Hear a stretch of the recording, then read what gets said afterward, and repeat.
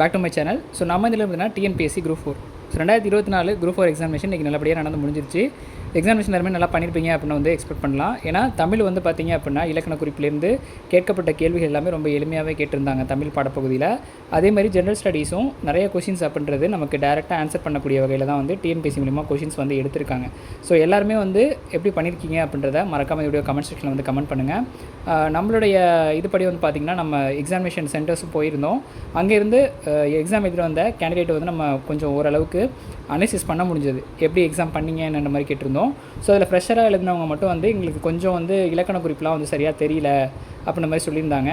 So already எழுதியிருந்த ஆஸ்பிரண்ட்டாக இருந்தாங்க அப்படின்னா இலக்கண கொஷின்லாம் வந்து நல்லா பண்ணியிருப்பாங்க. அதே மாதிரி மேக்ஸு, ஸோ ஓல்டு ஸ்டூடெண்ட்ஸ்க்கே வந்து மேக்ஸ் வந்து என்னால் வந்து சால்வ் பண்ண டைம் பத்தலை அப்படின்ற மாதிரி சொல்கிறாங்க.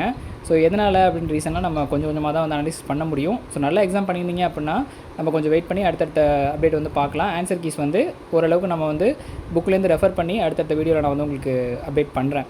ஸோ இப்போதைக்கு நமக்கு எக்ஸாமினேஷன் எப்படி நடந்தது, எப்படி இருந்தது அப்படின்றத மட்டும் ஷேர் பண்ணலாம். நிறைய பேர் ஓஎம்ஆரில் வந்து மிஸ்டேக்ஸ் வந்து பண்ணுறாங்க. ஸோ ஆல்ரெடி எக்ஸ்பீரியன்ஸாக இருந்த கேண்டிடேட்டாக இருந்தாலும் சரி, ஃப்ரெஷராக எழுதின கேண்டிடேட்டாக சரி. ஸோ நான் எழுதின எக்ஸாம் சென்டர்ஸ்லேயே வந்து கிட்டத்தட்ட வந்து ஒரு 3 பேருக்கு மேலே வந்து அந்த ஓஎம்ஆர் ஷீட்டில் வந்து தப்பு பண்ணிட்டாங்க. ஸோ என்ன தப்பு அப்படின்னு பார்த்தீங்கன்னா டோட்டல் மிஸ்டேக் பண்ணியிருக்காங்க. டபுள் ஷேட் பண்ணது, இந்த மாதிரிலாம் பதட்டத்தில் வந்து நிறைய பேர் தப்புகள்லாம் வந்து பண்ணியிருந்தாங்க.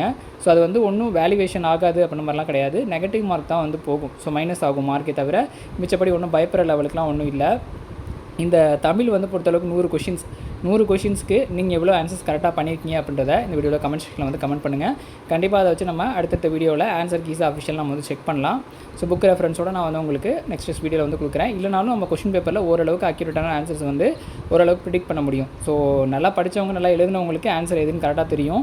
ஃப்ரெஷராக நான் வந்து சும்மா எழுதிட்டு வந்தேன் சார், எனக்கு வந்து இது ஆன்சர் இருந்தால் நல்லாயிருக்கும்னு ஃபீல் பண்ணுறவங்களுக்கு ஸோ நம்ம ஓரளவுக்கு அனலைசிஸ் பண்ணி வீடியோ வந்து அடுத்தடுத்த வீடியோ வந்து கொடுக்குறேன்.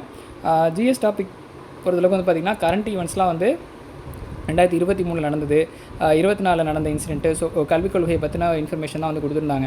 2023-24 கல்விக் கொள்கையில் வந்து தமிழ்நாடு அரசு வந்து எவ்வளோ கோடி ரூபாய் நிதி ஒதுக்கீடு செஞ்சாங்க அப்படின்ற கேள்விலாம் வந்து நம்மளை வந்து ஓரளவுக்கு ஓகேவா அப்படின்ற மாதிரி யோசிக்க வச்சுருந்தது.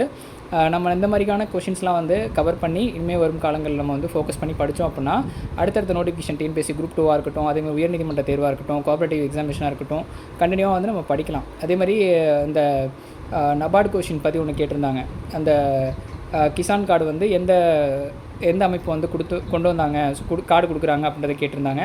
அந்த கிசான் கார்டு வந்து பார்த்திங்கன்னா நபார்டு பேங்க்கா இல்லை வந்து மத்திய ஆர்பிஐ பேங்க்கா அப்படின்ற மாதிரிலாம் கேட்டிருந்தாங்க. ஸோ இதுக்கெலாம் வந்து என்னென்ன ஆன்சர் பண்ணிங்கன்றதெல்லாம் நம்ம டீப்பாக வந்து எக்ஸ்ப்ளனேஷனோட வந்து பார்க்கலாம்.